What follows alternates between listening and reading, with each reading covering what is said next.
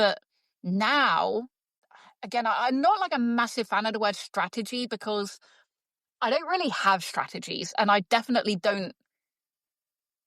I was going to say, I definitely don't teach strategies. I mean, we can go into that, but essentially, the biggest strategy is being you, is following your heart and your passion, sharing it in real time as you grow. Welcome to the Your Business Untethered podcast, a space for freedom seekers ready to build and scale a business that supports their wildest dreams, even while traveling the world. Hi, I'm Dina, creator of Way of the Founder and your host. I imagine this podcast as a space where aspiring and established freedom entrepreneurs come to forge a path towards purpose, financial freedom, meaningful impact, and location independence.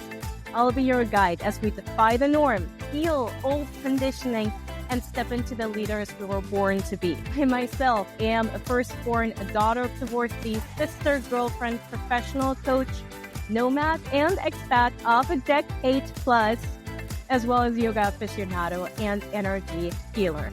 In my previous career, however, I worked a 9-to-5 as a professional fundraiser for American orchestras. Can you believe it? However, I needed more. I needed more freedom in my life. So 5 years ago, I called quits on resume success and claimed back the reins over my own life. What started with a one-way ticket to Vietnam and a single backpack filled to the brim has since grown into Way of the Founder, where I've helped hundreds of clients defy and steal from the past that were told to follow, redefine freedom, fulfillment, and success on their own terms and build impact-driven businesses that let them live and work from anywhere. Join me each week for deep dives into leadership, strategy, and mindset, as well as the healing that fuel the untethered CEO. That's you. Whether you're building your dream with a coconut flight ticket, wine glass, or coffee in hand, you are in the right place. Let's dive in. Hello and welcome back to another episode. I am here today with Claire, who joins us from London, England, and she is the master of knowing how to sell unapologetically. But not only that, Claire is the leader of Real and Raw. She says and proclaims that sales are a byproduct of your truth, and she helps women shed performance and lead in real time and build global movements through the truth of their voice and story. Claire is also a master of creating live events with amazing speakers. And in just a month that I've known Claire, I have learned so much just by watching her about how to sell unapologetically, how to lead with your voice, how to lead with the passion that you have for what it is that you bring into the world. And Claire, it's my great joy to have you on the podcast today. Welcome. I'm so happy to be here. Thank you for having me. Tell us your story. What brought you here? Oh my gosh, the story. Okay, I'll condense it down for you. But basically, the story that everyone wants to know is, how did I turn a breakdown into building a global movement? And essentially, this time last year, virtually to the day, actually, April 2024, I was on holiday in Turkey, zero internet, universe throwing me a great big flashing sign right in front of me saying, you are not in alignment, something needs to change here. And that really was the catalyst for me, where everything stopped. I gave up being who I was, doing what I did, knowing what I thought I knew, and I surrendered to something greater, but something very scary at the time, something very unknown, and just saying, I need to find me. I need to find who I really am. I was so lost in all the noise, in all the consumption, in all the comparison to everything and everyone online. And I chose to just leave it all behind, to say, this is not right. This is not right anymore. And through that darkness, if you want to call it that, was where my movement was born. It was where it was given to me. And Real and Raw has been my passion and my purpose and my mission and everything that I want to see for future generations to come since then. And it's been a roller coaster, but here we are right now. Amazing. Yeah. And I want to hear more about that roller coaster, but you said something so profound, right? A sign was given to you and was right in front of you, and you just couldn't move ahead the way you had been moving through life. And I think all of us are looking for the signs, right? We're all looking for, just give me a sign. I just need to know that I'm on the right track. And what I've come to realize is that there are always signs. We just have to sort of be willing to open our eyes. What was the sign for you? You know, like what you said, that there are always signs, right? And normally it's hindsight that we can see them because we're so in it. But if I look back, I knew that signs were everywhere. And it wasn't even the signs around me, it was the signs internally. It was the feeling heavy, feeling resistance, not knowing what to post or what to share. Of course you know, but you're just in your head about it because you're like, oh, I shouldn't say this, or oh, that'll confuse people, or I can't possibly say that. These are all signs. But in the moment, we just think that they're normal. They're just part of the process. But that's really, for me, what I believe is when we ignore that over and over and over again, the universe intervenes. And that's really when it's taken out of your hands. And it's like, look, if you're not take matters into your own hand, I'm going to intervene. And for me, that was literally ripping the internet from under my feet, going to a 5-star hotel, which had zero internet because I couldn't get any signal. And I had no choice. I literally had no choice but to surrender and to stop. And it was when I stopped that I realized the weight that I had been carrying. Because we get so acclimatized to it, it becomes so normal, right? That it's just like, you know, I've always had this stomachache. This is just like how I normally am. And it's not until that stomachache goes that you realize, actually, I can feel better than that. And that for me was what the universe did. It showed me the weight that I had been carrying that I refused to see for myself. Take me back to the minute before you saw the signs. And the reason I asked that question is because I think society sort of conditions us to get used to carrying a lot of weight that's not ours, to take on the responsibility for how someone else feels emotionally, how someone else feels about us, about our lives, about our decisions, the boundaries that we don't set because our inner child would go all crazy if we did set those boundaries. So I'm curious, about the proverbial minute before opening your eyes to see the sign. You know, you will laugh because you couldn't make it up. And what I love about it is I have like a time capsule of this, because I remember vividly I was on the balcony and it was like 35-degree heat, right? So I was there and I was like, I'm going to do a little photo shoot, you know, like just take some photos so when I get back and I've got internet, I can share them.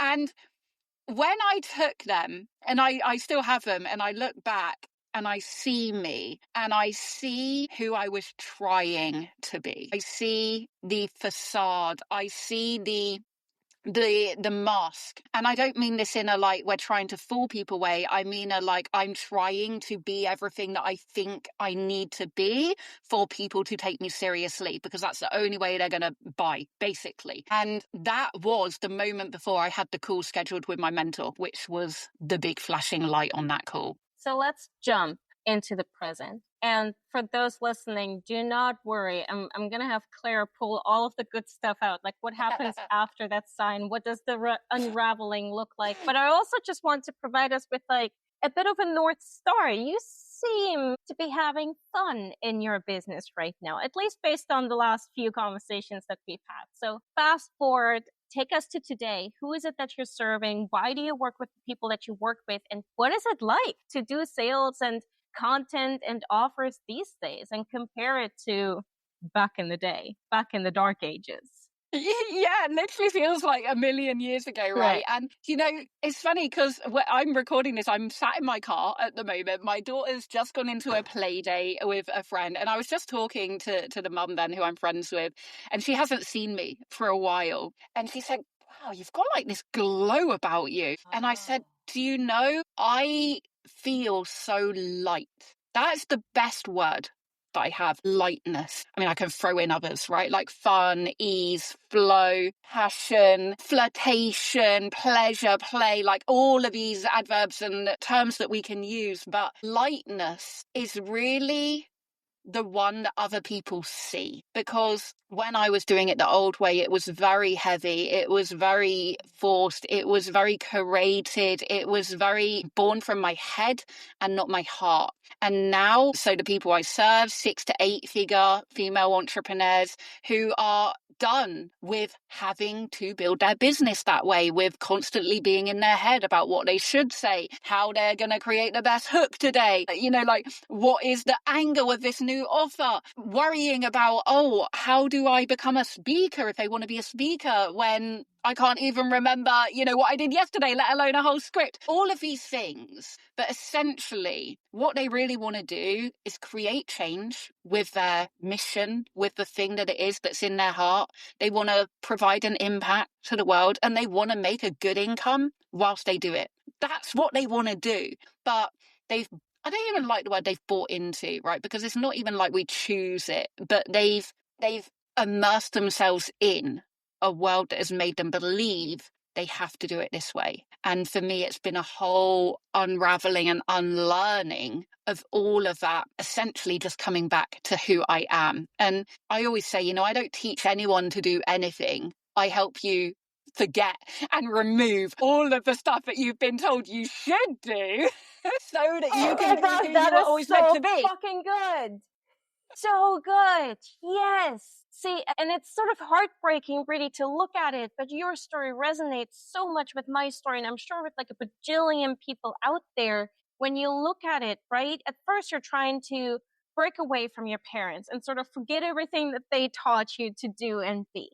And then if you're choosing to make the transition from being an employee into being an entrepreneur, you're breaking away from a lot of societal conditioning.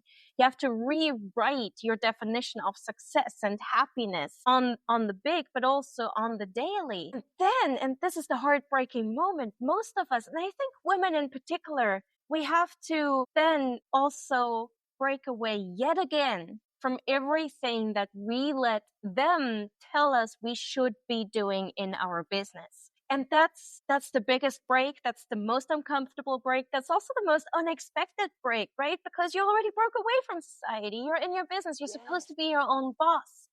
But there's still narratives that are running the show. And I'm going to plug here for the audience. If you have trouble with that, you might want to plug into my masterclass, Unbecoming.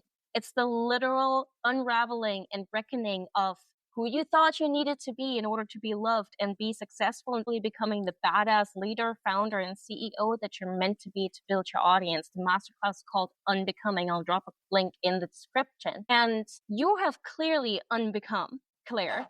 So I want to sort of look at strategy, right? And this might look different for everyone, right? Some strategies that might have not worked for you might actually be working for me right now. So this is not a free-for-all, one-size-fits-all. These strategies don't work. But for you, what were the strategies that no longer felt aligned for you? And what are the strategies that you follow these days? And how did you find them? How did you find new aligned strategies to pursue and grow success out of?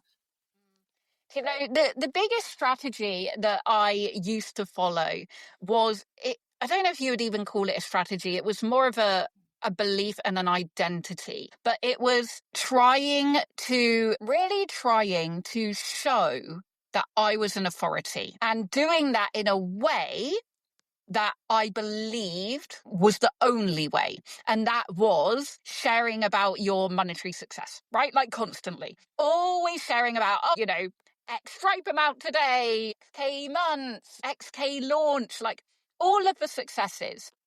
That was what I bought into. And whilst I've had all of that success, what I found hard was entrepreneurialism is a roller coaster, right? Like you are never constantly on a high. And I think we've had this conversation before, Dina, in my podcast when you came on, but you're never constantly at a high. It's a journey, highs, lows, loop the loops, moments where you're like, get me off this thing, and moments where you're like, I want to go again. All of it is the journey. And when you're not at a high, your whole identity and your whole worth of what it is that you offer is built around those accolades and those accomplishments. Who are you when you're not on that high? How do you serve? How do you still show your worth? Because you suddenly don't have those things to talk about. And this is where I found myself.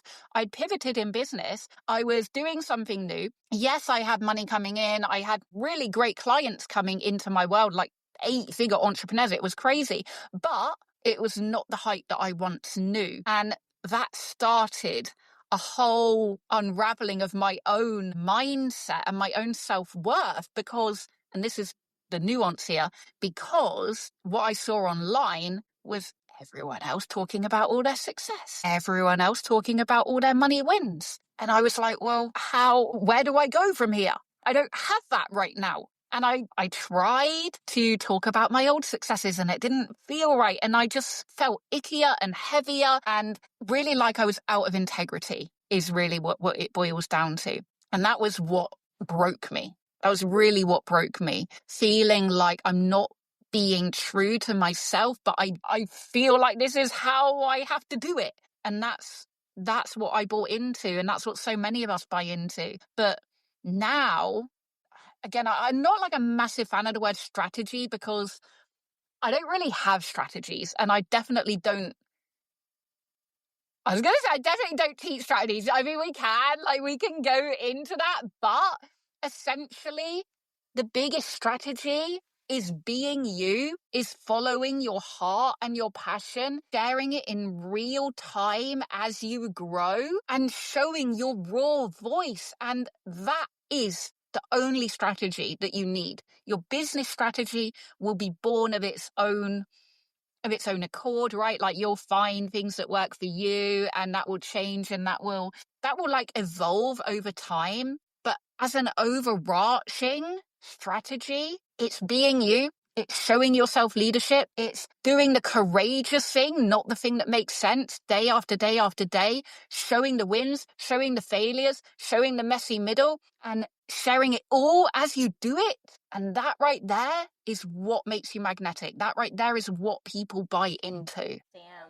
You know, I think the internet, and I do thank you for sort of, comparing and contrasting how you used to relate to your business versus how you relate to your business right now, right? And I think in a way, it's a little reflective of the general themes and the general seasons that the internet, the online industry goes through as a whole. Right? A few years ago, there was a heavy focus on monetary success being the leading sales machine, right? I made this much, pay me more money so I can make more money so that I can teach you how to make this much, right? And it was beginning to feel a little pyramid schemey. I don't think that's so much the trend anymore, and I don't know exactly where we're going into right now, but just this morning I was doing some research and I was looking at the internet, I was looking at people's profiles. I'm like, you all sound the same and you all look the same, and like I can't even distinguish if this was this profile or that profile, who said what. And I think what really stands behind that is this idea that you mentioned of I have to be someone, I have to become someone in order to be successful.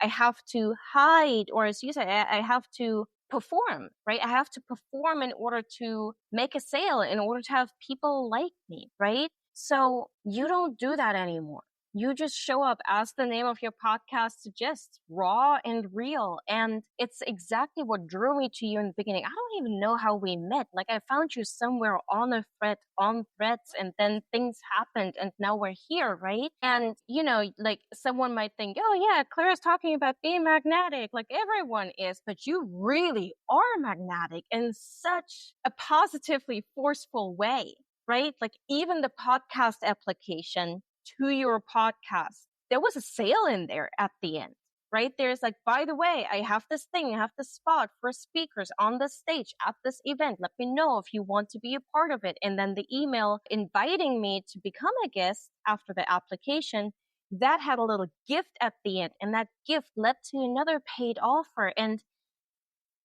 that's the type of thing that can very quickly turn into like, oh my gosh, she's just trying to get my money. But I had so much joy looking at all of these offers because it felt like you were just truly standing behind it, right? So What I want the audience to hear with that is every strategy is not the same. Everyone does not implement one and the same strategy in the same way.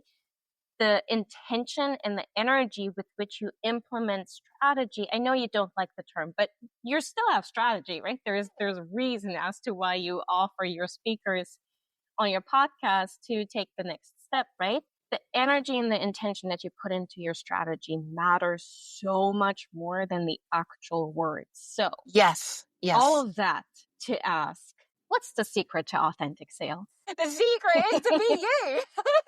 Like, honestly, no secret. And, people will never, ever pay me to get in my world for me to give them some secret that I have that they don't have.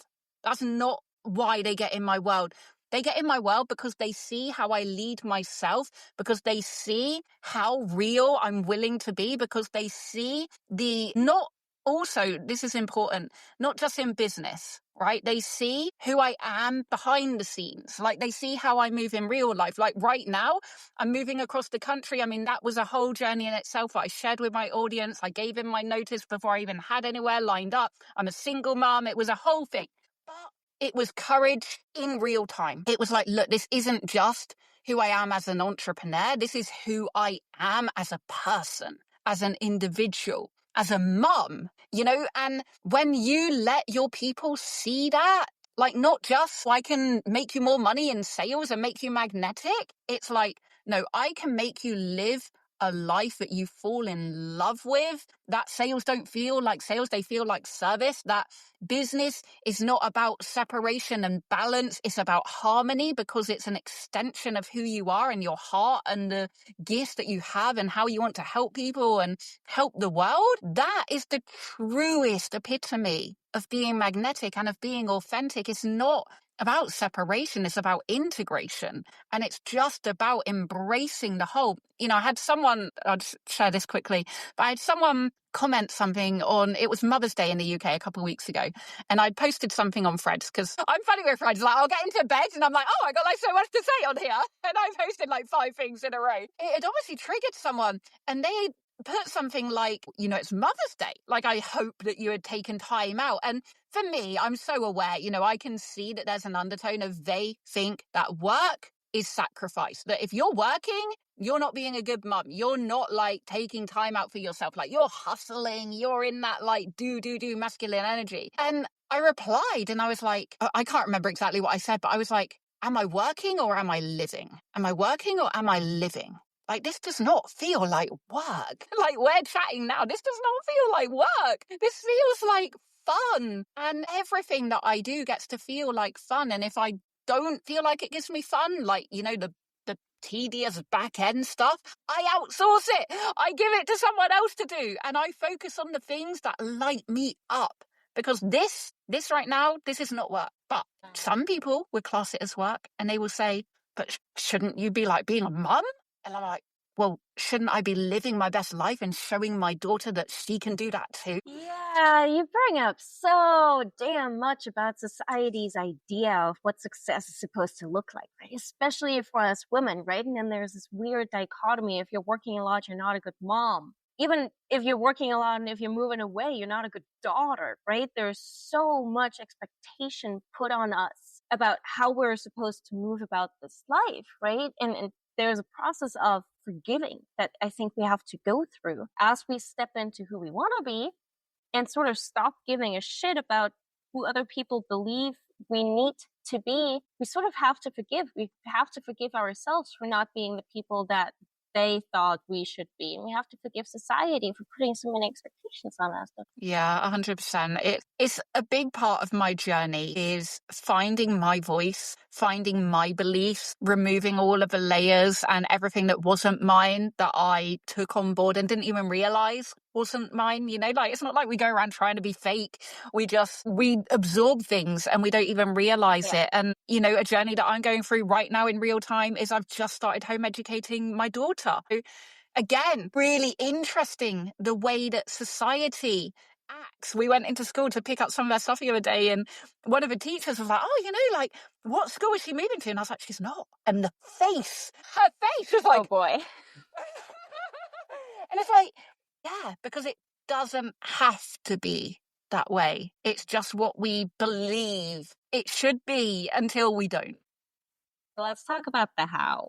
Because we're talking big talk here about being unattached and being free and just showing up authentically. And that certainly didn't come about out of nowhere for me. Right there was a valley, and then there was rock bottom, and then a little deeper, and then a little more rock bottom, and then slowly you're like, oh, wait a minute. The world won't end just because I speak my opinion. And then you speak a little more and a little more and a little more of your opinion. You sort of have to deconfirm and reconfirm what used to be versus who you're becoming. So what is it that entrepreneurs need to have dialed in internally in their strategy and their branding, like whatever it may be, in order to begin to find that courage inside themselves to really just show who they are without any filters, shedding the performance?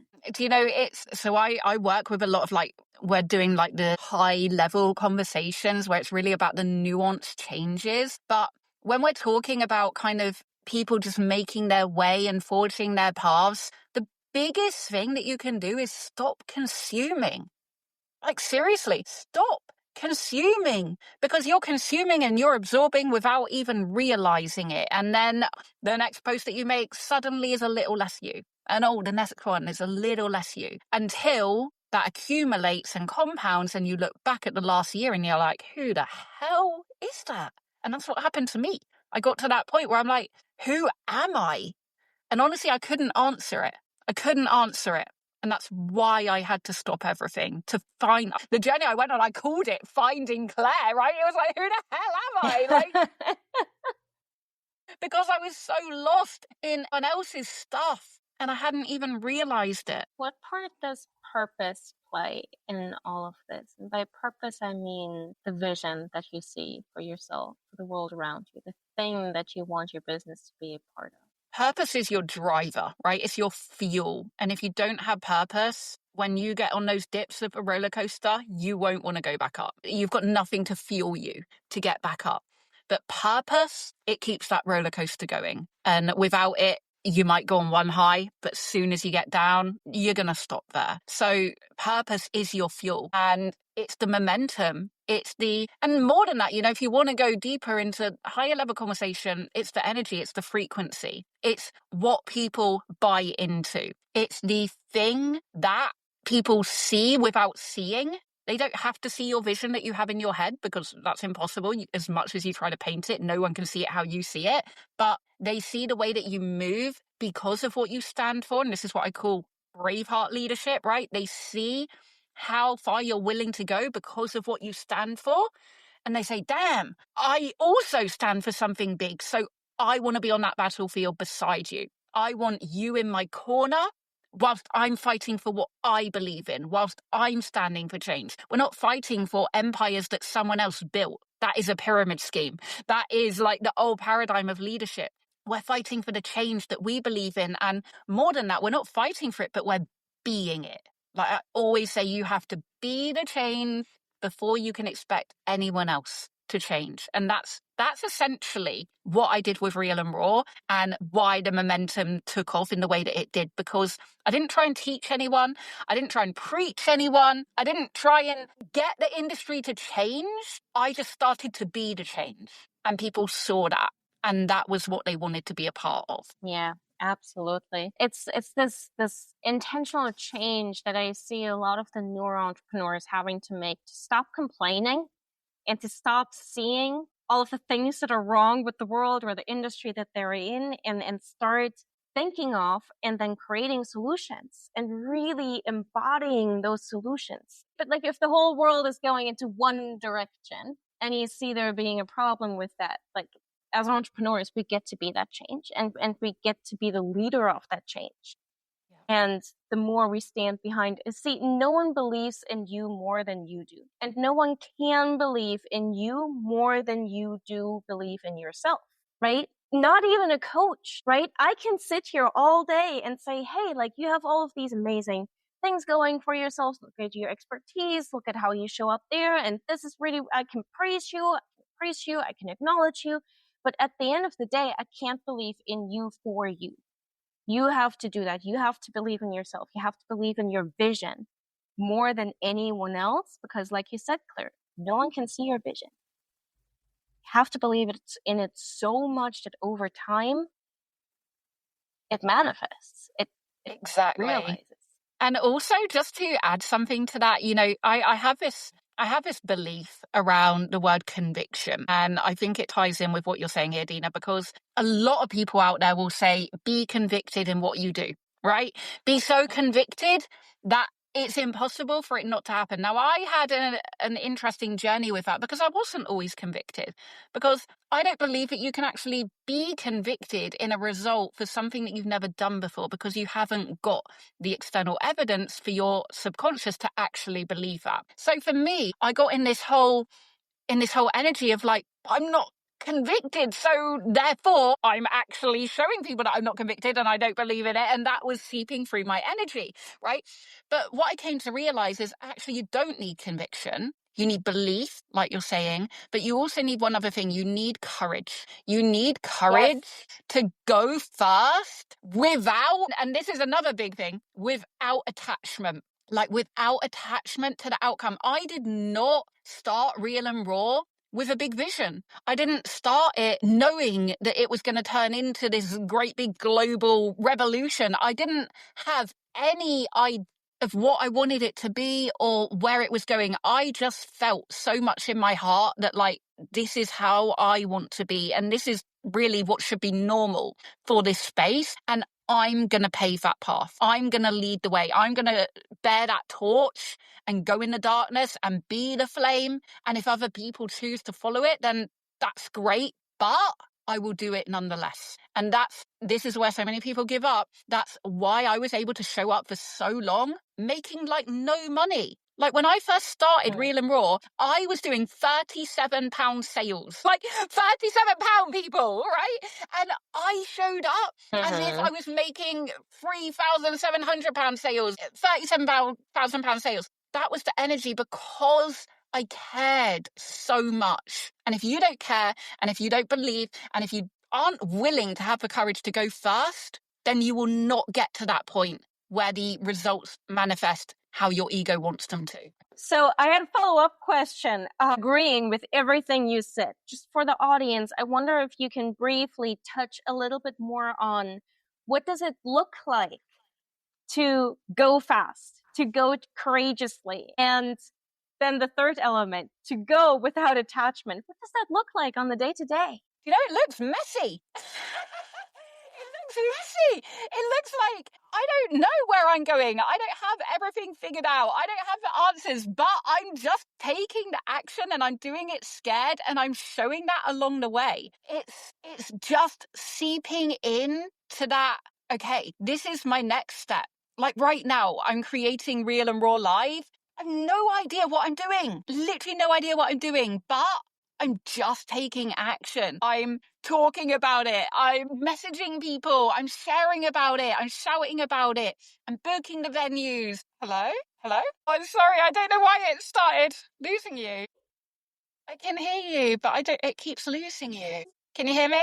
I'm driving up the road. I don't know. I'm just trying to I don't know why signal's gone. So I'm just driving up the road to see who is back. Hilarious. This is totally going to remain a part of it, right? Like, I'll edit some of it out. Oh my God, could you? If it wasn't so long. Right, okay. I'm going to go here. Here we go. Okay, can you still hear me? I got you. Great.